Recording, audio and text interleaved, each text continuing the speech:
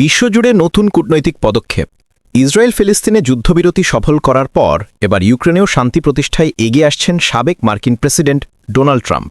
ইউক্রেনের president Volodymyr Zelensky ট্রাম্পকে মধ্যস্থতার আহ্বান জানিয়েছেন, আশা প্রকাশ করেছেন যদি ট্রাম্প মধ্যপ্রাচ্যে যুদ্ধ থামাতে পারেন তবে ইউক্রেনেও তা সম্ভব।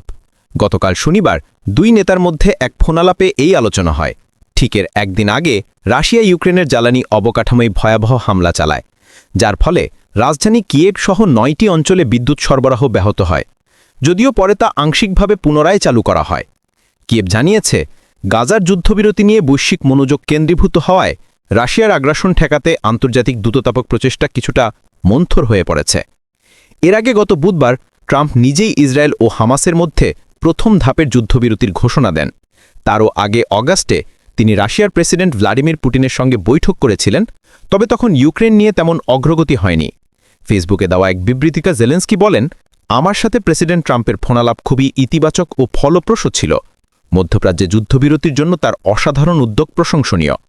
তিনি আরও যোগ করেন, একটি অঞ্চলের যুদ্ধ যদি থামানো যায় তবে অন্য যুদ্ধও থামানো সম্ভব।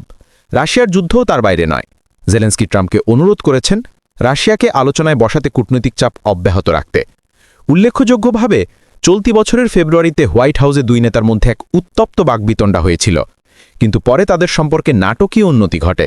এরপর থেকে ট্রাম্পও রাশিয়া বিরোধী মনোভাব পোষণ করছেন এবং ইউক্রেনের প্রতি সহানুভূতি দেখাচ্ছেন।